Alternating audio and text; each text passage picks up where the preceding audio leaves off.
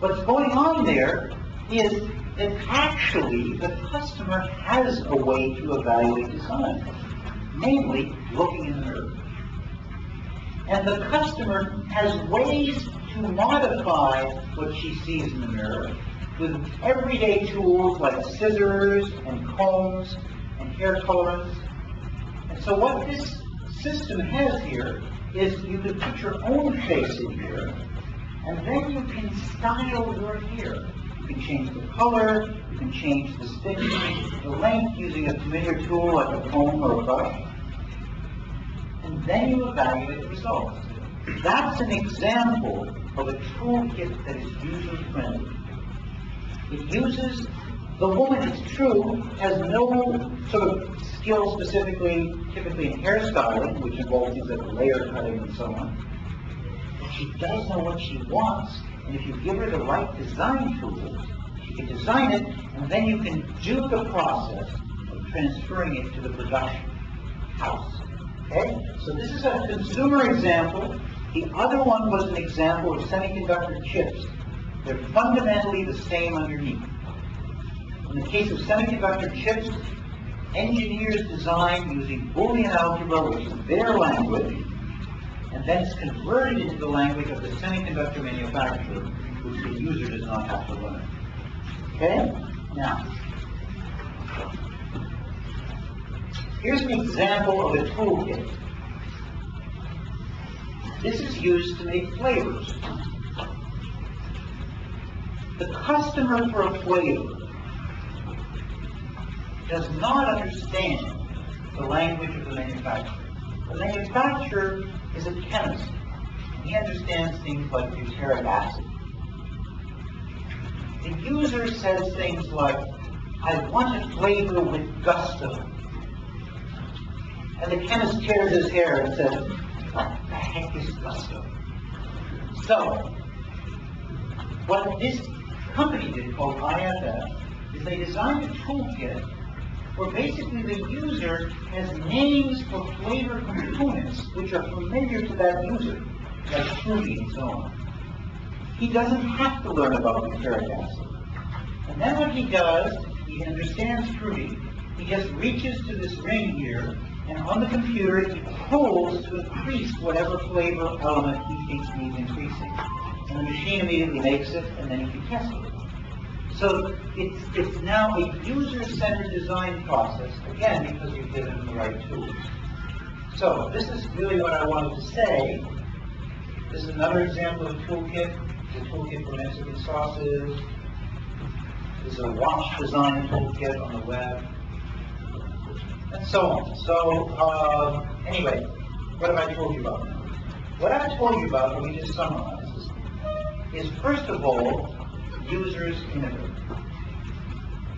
They are the ones who create the functionally novel products we all use today.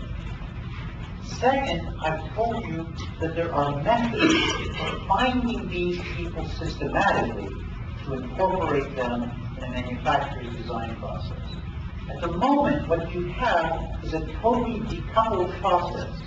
So therefore, it can take on an average of 7 years between the time a user designs something that's effective and takes over the field and the time that the first manufacturer begins to build it. Like in the high-flow machine. It's many years before the manufacturers actually begin to build it. Then what I've told you, so I've told you that there's methods for that, and that you can look them up on the web, and that I have free tools to offer you if you're interested. And finally, what I've told you is that there are toolkits that you can use to better equip your users with the ability to innovate in ways that you can then fabricate and give back to them. Okay? And all of this is in as Bill mentioned, on my website in a free book, and you're most welcome to have it and use it for your students if you like. So thank you very much.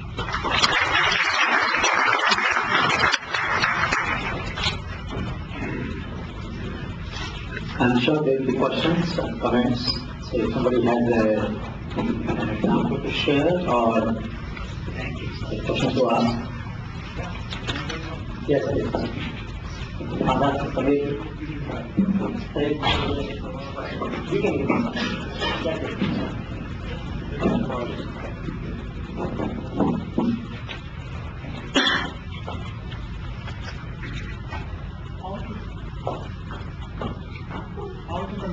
They give you a mic, it doesn't work, that's very clever. How to convince the manufacturer that the product, the prototype that has been based on the user is the same as the manufacturer can market afterwards. Not saying better. Say it again. How can what? How to convince the manufacturer that the user that has innovated a product Yes. can be a best product and can be marketed afterwards. Well, if you design, see, let's talk about the manufacturer, the first one, which is if the manufacturer gives you a toolkit that fits his production process, then when you design your innovation, it automatically fits what the manufacturer can do, right? You have a more difficult time when you come to the outside because manufacturers are not innovators.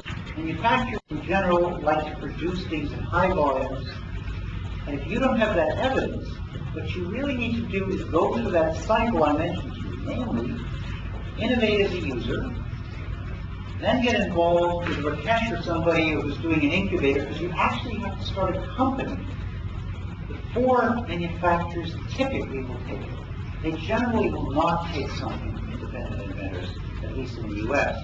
That's why it's so difficult to do this process. Does that assure you of that? Somebody else? Yes. Also.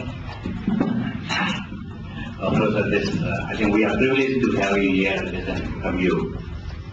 We share our experience under the CAP of Techno Startup Promotion Program.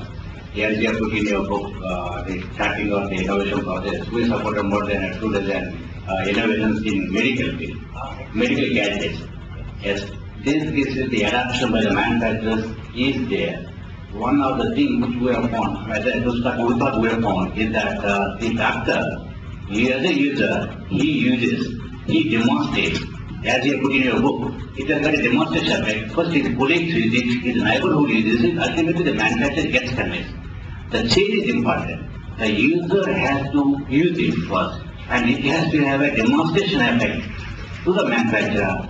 So when the risk is diluted, then the manufacturer would jump in. So medical innovation, we have found what you explained is working. In other cases in India, we do not have many cases other than medical innovations where the user-led innovations have been adopted by the manufacturers. Semiconductors, yes, but they are like Texas Instruments. They give a kit.